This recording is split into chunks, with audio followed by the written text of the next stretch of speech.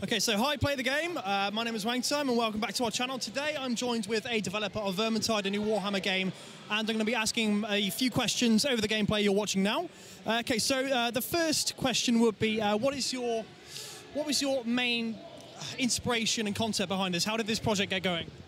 Well, we have a huge Warhammer fan base at work at Fat Shark, and it's been a dream of a lot of developers there to finally get their hands on that license. And after a lot of mails back and forth, we finally managed to get a hold of the Warhammer license, and especially Warhammer Fantasy. We have so many people building miniatures and stuff like that, so that's been a huge deal of it. Nice. So specifically, what is your job role on the team? I'm the lead level designer. Nice. So if you're the lead person, does that mean you have full reign over everything that's made from start point to the end of the mission? Kind of. I like to... of course, there's other considerations, like the game designer want their enemies to behave a certain way, and programmers and the graphics artists. But in general, I try to make all those things gel together. So it's a lot of... Nice. So story-wise, what's going on in Vermintide? Are you allowed to tell us a bit about that? Yeah, it's set during the end times in Warhammer Fantasy. So basically, the whole world is kind of going to hell, really. So and the Skaven, which is the Ratman race, are kind of finally taking this opportunity to take control of the, and you're in the city of Ubersreich, which is under siege by these ratmen, and you're kind of a ragtag team of people who don't really belong together. They're stuck in this situation together and have to survive. So you play as a set of kind of specialists who, kind of lone wolves initially, who've come together into one team. Now, how long is this campaign? Is there a vague, a general time length that this all these missions put together? I think in general we're not aiming so much for a linear, strict campaign like in a single-player sense where you play through it. It's made very much for replayability, and the levels are different every time you play through them. But we have about 13 levels, and they'll tell a story between them. So, but it's very replayability focused. So the missions, so they're not sequential. They are like one by they.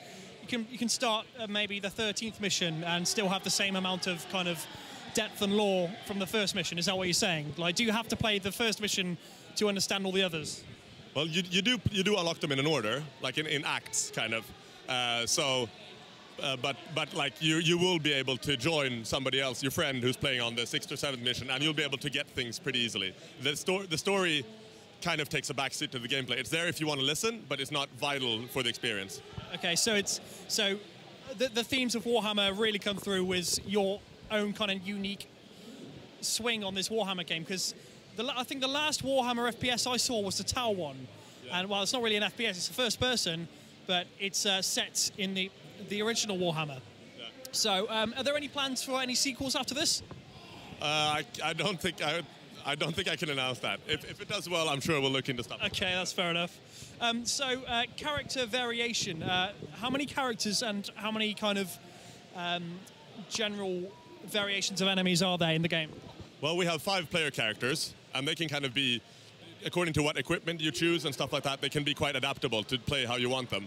And we have a lot of different special enemies that kind of suit in, but I don't know, somewhere around 7 or 8 different kinds of enemies that kind of come in and play. Yeah. Okay, so when I played, there were loads of different types of gear in the inventory select, and they were all unlocked for the purpose of just this demo, as far as I know. So, are there tiers? Are there kind of like a legendary versions of weapons you'd find in other kind of games like this?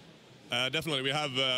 If you play on harder difficulty, or if you do certain challenges in levels, you'll increase your loot kind of at the end of the level. So you'll get usually a higher ranking item, and they won't necessarily be better, but they'll have more traits to them, which could be like ammo back on a kill, or I don't know, something like special decapitation every time you hit somebody, and stuff like that. So there'll be more of those on the higher tier weapons. They won't necessarily be better, but they'll have more traits to them.